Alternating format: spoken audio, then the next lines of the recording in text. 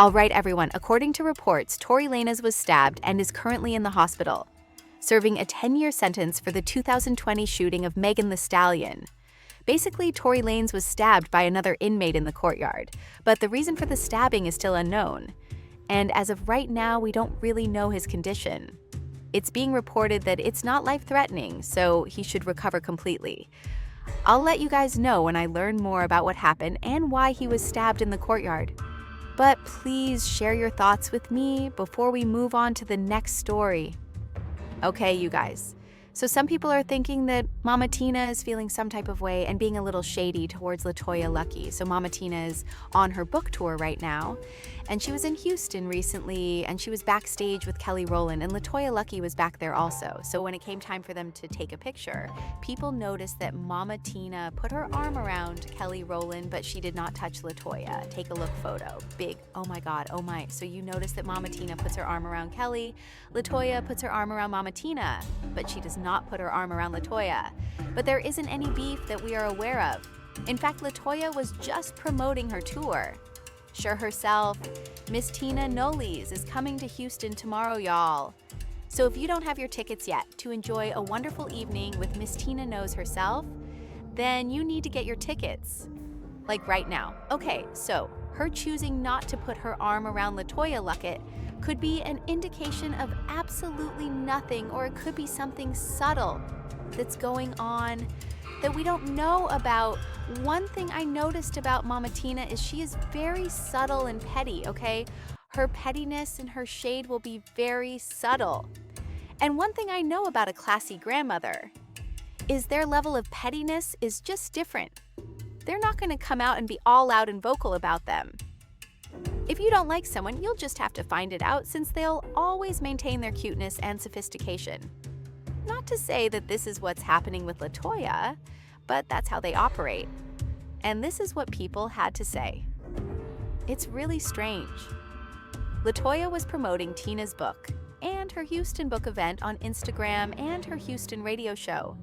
She also went to support Tina at the event and saw that Tina put her arm around Kelly, but she purposely refused to put her arm around LaToya. Holding grudges is something that many people do. Regardless of their problems, Mama Tina is quite nasty and ought to have taken care of it for the time being. Tina was recently at LaToya's wedding. I'm not even a fan of Tina, since she usually acts like the star, but this didn't seem deliberate. What do you guys think, Mama?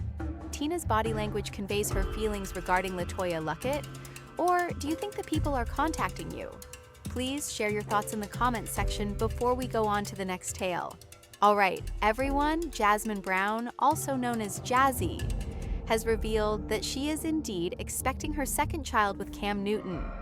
She said on Instagram, "Filling all the love kicks and elbows cheers to our growing tribe. Happy Mother's Day. Watch Jazzy." You are all aware that Jazzy has been getting dragged, but she has been doing so for a number of reasons. To be clear, she brought attention to herself a few years ago when she posted a video on her page discussing women who were acting like Pick-Miss and Pick-Mishas before turning around and becoming that exact woman now. I want everyone to watch these films so you can see the ideal example of don't state what you won't do, because you'll be the first to do it. Cam Newton and Jazzy have been dating since 2021. He had 8 children before her, and she is now expecting his 9th and 10th child. Look at this. Women who strive to be perfect so that a man will choose them are known as pick-nits. But if you're so nurturing and an asset, and it's not you, they won't ever tell you to stop doing what you're doing because it's beneficial. And I don't want to hear any of that like, "Oh, I'm just a nice person, I'm genuinely like that." Get rid of that, because I'm going to be honest with you. Men already know what they want in a woman and who they want. You're going to get played, really, because I'm just naturally that way, like what I do for him, and your natural ass will get played if you're making a man's life easier. Like cooking, cleaning, and providing whenever he wants. And he's giving you the bare minimum. He won't do more and won't tell you to stop, because no man has ever said, "Oh, stop doing all this stuff, stop making my life easier. I don't look at you like that." Hell no, they're going to kick their ass up and enjoy these perks without doing any work. It's advantageous to him. What does a submissive woman do for her man? Everything. What does that mean? You know, like packing his bag, unpacking his bag, just making sure all the things that he wants. And I pretty much read his mind. So it's like, if I know you and I study you, like I know how you are in the morning. I know how you are about midday. I know when you're in this mood, what you need. Like before you can ever ask me for something, I'm already on it. I mean, he's spoiled. And, you know, when I talk to my girlfriends about that, they're like, oh, how are you guys doing? I'm just like, girl, he's rotten. I'm like, he's spoiled rotten, like he's rotten, but I love that. Like I want him to be that. I think my biggest flex is how I treat my man. And I've been known to love people back to health. And sometimes it's very draining, but my love is my superpower. And I used to hate that about myself. But now it's like I'm just embracing it, like that's who I am. Like if I love you, I can heal you. It's your joy. It is my joy.